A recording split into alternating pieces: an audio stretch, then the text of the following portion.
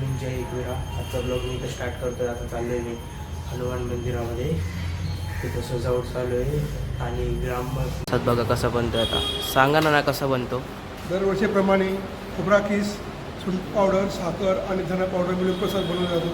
हां हनुमान जयंतीनिमित्त हा प्रसाद असतो. हां, सगळ्यांनी प्रसादाचा लाभ घ्या. तुम्हीच बनवता का दरवर्षी? हो, मीच बनवतो दरवर्षी. याच्यात काय काय असतं तिथं? मंदिर सजतंय ते बघा तुम्ही आता कसं सजतंय मंदिर वगैरे बघा. आता विठोबा रखमाई हा मंदिर आपला. चाललो हनुमान मंदिरामध्ये, तुम्हाला दाखवतो तिथं काय होईल काय नाही. आता तिथं भजन चालू असतील तिथं तुम्हाला दाखवतो तिथं जाऊन. चला.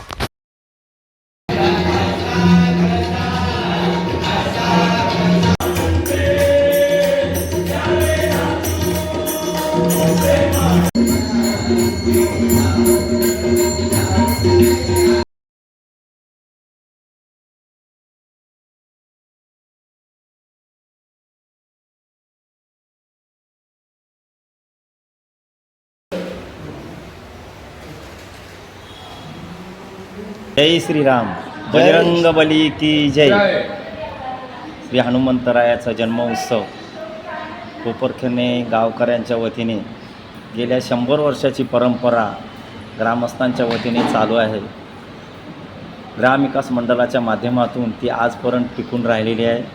सर्व मंडळाने आजी माजी यांनी चांगले कार्य या ठिकाणी चालू ठेवलेले आहे आणि आता चालू असलेला ग्रामविकास मंडळ तन मन धनाने गावाची सेवा करण्याकरता तत्पर आहे. गेल्या 4-5 दिवसापासून हनुमान जयंतीचं कार्यक्रमाचे नियोजन माझे ग्रामविकास मंडळाचे पदाधिकारी सर्व झोकून देऊन या ठिकाणी उपस्थित आहेत.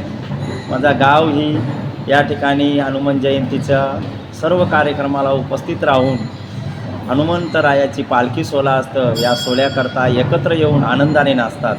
मला संपूर्ण गावाला आवाहन करायचं आहे की आपण या ठिकाणी येऊन हनुमंतरायाच्या पालखीच्या सोहळ्याचा आनंद घ्यावा. कुठलाही भेदभाव न ठेवता, कुठलाही वादविवाद न ठेवता हनुमंतरायाचं जी पालखी सोहळा आहे त्याच्यामध्ये तुम्ही सामील व्हाल आणि हे एक ग्रामविकास मंडळाच्या माध्यमातून आवाहन करत आहोत.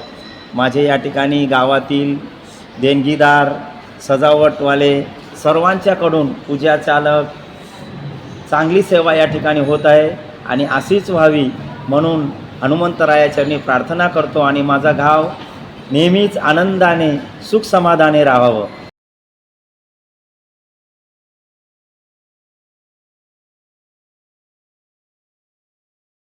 कोपरखैरणे गावातील सर्व ग्रामस्थांचं, महिला ग्रामस्थांचं तसेच देणगीदारांचं आज ग्रामविकास मंडळ कोपरखैरणे आयोजित जो 2 दिवसाचा हनुमान जन्मोत्सव सोहळा आहे आणि त्यानिमित्त आजचा हा जागरणाचा पहिला दिवस. आजच्या पहिल्या दिवस अनेक भजनांचं कार्यक्रम या ठिकाणी होणार आहेत. नेहमीप्रमाणे हरिपाठ होईल. त्यानंतर जागरणाचा कार्यक्रम रांजणदेवी माता भजन मंडळ रितेश बुवा यांचा जागरणाचा कार्यक्रमसुद्धा होणार आहे. आणि ह्या कार्यक्रमात सर्व कुटुंबीय सेवा जे आहे ते सर्व मिळून मिसळून आज 2 दिवस सर्व गावकरी कुलदैवत कुटुंब या ठिकाणी सेवा करणार आहेत. त्याचप्रमाणे विविध कार्यक्रम आहेत. त्यामध्ये हनुमान जन्मोत्सव झाल्यानंतर रात्री जी पालखी निघते त्या पालखीमध्ये यंदा प्रथमच श्री सुरसंगम प्रासादिक ब्रास बँड ही विनामूल्य सेवा देणार आहेत. त्यांच्याबरोबर आमचा धर्मेंद्र म्हात्रे हा सुद्धा बँजोवादन करणार आहे.